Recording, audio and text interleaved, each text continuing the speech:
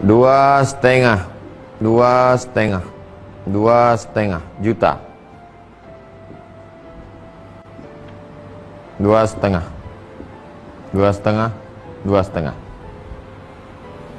arisan lah kita,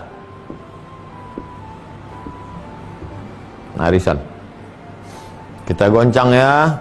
Siapa yang keluar namanya, dia yang kurban tahun ini. 2,5 harga peserta kurban. Begitu diguncang, keluar nama C, maka dia yang berkurban tahun ini. Yang lain membayar. Maka sesungguhnya si C ini sedang berutang. Berutang kepada siapa? A, B, D, E, F. Pertanyaannya, bolehkah kurban ngutang? Dah jelas bahwa pertama akad dia adalah akad hutang. Ridho semua peserta ini. Ridho akan dibayar. Selama berapa tahun ini? Setahun, 2 tahun, 3 tahun, 4 tahun, 5 tahun, 6 tahun. Kalau mati di antara berenam nih, ahli warisnya yang terima. Namanya arisan. Akadnya hutang, ridho, sah. Muncul pertanyaan nomor 2. Apa hukum kurban berutang? Hutang terbagi 2. A, yurja ada uhu, ada yang bisa diharapkan membayarnya. B, tak ada yang diharapkan membayarnya. Jadi kita tanya si C nih, C, ya, kau kan berutang sama kami nih, ya. Apa yang kau harapkan membayarnya? Insya Allah tahun depan rumah sewa saya itu akan dapat uang 2,5 juta. Itulah yang kuharapkan membayarnya. Sah. Kalau ada yang diharapkan membayarnya, sah. Tapi kalau pas di C ditanya, C, iya, ini kan kami ngasih duit ke kau tahun ini, kau kan utang nih ya. Terus kau bayarnya gimana? Kuserahkan kepada Allah Subhanahu wa taala. Tidak bisa. Jadi kalau lulus 2 ini, akadnya akad hutang, dan hutangnya termasuk hutang jenis pertama yang ada diharapkan membayarnya, maka arisan kurbannya itu hukumnya mubah, boleh, hanya teknisnya saja. Tapi kalau tidak seperti ini, maka tak bisa diterima. Transaksi akadnya itu tak jelas. Bagaimana hukum berkorban dengan cara arisan, Ustaz? Tiap tahun arisan dikocok dan yang keluar itu yang berkorban. Jika yang dimaksud dalam arisan ini kemudian memenuhi unsur untuk berkorban, jumlahnya misalnya tepat, ya untuk kambing atau untuk sapi, boleh-boleh saja. Karena ketika keluar nama itu, harta itu sudah milik dia.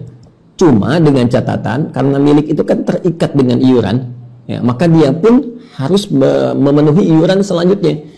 Misal berkorban 7 orang nih, ya, terus arisan 7 orang itu nabung kan selama setahun misalnya, nabung keluar sebulan, ya, untuk satu bagian misalnya, ya, kambing kah atau sapi kah, sah hukumnya untuk keluar karena ketika keluar uang itu milik dia, sudah jadi milik penuh. Nah, cuma persoalannya dia pun harus membayar lagi nanti untuk iuran berikutnya. Jangan sampai kemudian dia ambil itu, besoknya dia nggak ikut bayar lagi. Nah, itu persoalan serius, ya, itu tidak dibenarkan yang demikian.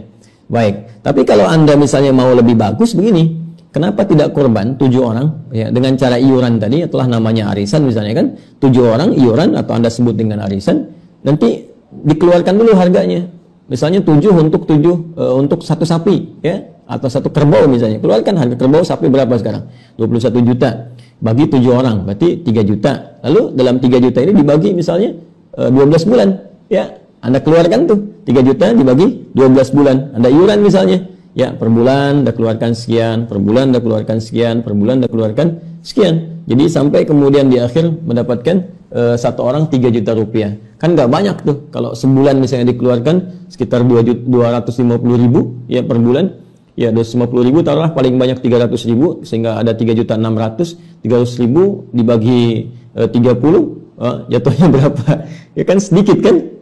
Ya kan? Ya, cuma 1.000 rupiah sehari, 1.000 rupiah sehari, 1.000 rupiah sehari. ya 1.000 rupiah, 1.000 rupiah, 1.000 rupiah, kemudian sampai dengan 10.000 rupiah ya, 10.000 rupiah, kemudian kali 30, 300.000 dapat, dan itu bisa dikeluarkan selama setahun. Jadi begitu dapat setahun 21 juta lebih, bahkan dengan 600.000-nya ya, lebih di situ, bahkan bisa jadi dapat 22 juta sekitar 800.000 ya, 22 juta 800.000, 21 jutanya untuk sapi, 1.800.000-nya untuk misalnya biaya potong, plastik dan sebagainya. Jadi ketika dapat itu selama setahun, untuk Anda 7 orang yang iuran tadi, itu sah dilakukan. Arisan ini utang jemaah. Arisan ini utang. Jadi kalau utang bagi yang kena, nabung bagi yang belum dapat, seperti itu. Jadi kita ngutangin saudara kita. Kalau dibicara nabung, nggak nabung sebenarnya, karena dia ngutangin. Jadi kalau ada memang arisan sapi dikatakan, ya udahlah, arisan sapi ini tahun ini siapa yang korban. Jadi cuma terhitung utang dia. Sapi itu milik anak.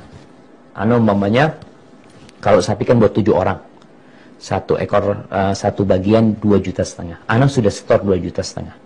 Kemudian di lotre, bagian anak sekarang. Berarti anak punya utang sama orang-orang itu. Maka nggak ada masalah ketika memang itu jadi milik dia dan dia berkorban dengan apa yang dia milikin. Hanya saja bicara hutang, ketahuilah bahwasanya kita nggak boleh berlebih-lebihan dalam beragama. Kalau engkau nggak mampu, nggak usah maksain diri, karena hutang ini urusannya berat. Kalau engkau mati ninggalin utang, kemudian nggak dibayar tuh utang, nggak akan masuk surga engkau. Padahal utangnya buat kurban gitu. Tapi kalau engkau memiliki aset yang cukup untuk memenuhi atau melunasi hutang-utangmu, maka nggak ada masalah. Apa hukum arisan kurban yang kini banyak dilakukan di masyarakat? Ya secara hukum arisan itu kan utang. Sebagian ulama di sini terjadi khilaf antara para ulama. Kalau Imam Ahmad bin Hanbal mengatakan boleh kita berutang untuk akikah dan kurban. Dibolehkan. Sebagian ulama mengatakan seperti Ibnu Utsaimin rahimahullah taala mengatakan kalau orang punya utang, dia dahulukan bayar utang daripada menyembelih. Ya. Tetapi Allah alam secara umum tidak terjadi kontradiksi. Kalau dia punya kemampuan untuk membayar utang, kemudian ada, artinya dia yakin ya, ada kelebihan harta untuk membayar utang dan juga bisa berkurban, maka dia menggabungkan itu lebih utama. Ya. Walaupun sebaiknya dihindari arisan berkurban ini. Allahu a'lam. Bolehkah seorang berutang untuk bisa kurban? Sebenarnya kalau dia tidak punya kemampuan, maka tidak perlu apa? Berkurban. Jangan memaksakan diri. Seperti bolehkah Ustaz saya berutang untuk umrah atau untuk haji? Jawabannya tidak wajib. Ya. Tapi kalau apakah boleh? Maka sebagian ulama mengatakan boleh jika memang secara perhitungan Anda bisa membayarnya jika pada waktu yang ditentukan. Ya, misalnya tatkala ini kita lagi nggak punya uang, tahu kita ingin korban, tapi kita tahu gaji kita bulan depan keluar 8 juta, kita utang aja, nggak apa, lagi nggak ada uang. Korban cuma 2 juta misalnya, udah utang aja, nggak apa. Toh alhamdulillah kita punya gaji berapa? 8 juta. Terutama orang yang misalnya hajian, dia punya uang kurang 2 juta untuk haji, untuk pelunasan, utang aja 3 juta, 5 juta nggak apa-apa. Daripada kita akhirnya apa? Tapi kalau sejak awal mau haji, utang 50 juta, utang sejak awal ini jangan, nggak boleh. Ya, merepotkan diri nggak boleh. Maksud saya boleh berutang kalau memang ringan-ringan dan memang sangat mungkin untuk kita. ولهذا سئل الإمام أحمد عمن يقترض لأجل شراء الأضحية قال لا بأس وأرجو أن يخلف الله عليه. هكذا أيضا نقول بالنسبة للعقيقة لو اقترض، لكن مهم أن يكون له ما يسدد به هذا الدين، يكون له مثلا راتب، يكون له دخل شهري، ويقترض لأجل شراء هذه العقيقة وسوف يسدد هذا الدين من هذا الدخل، فلا بأس به.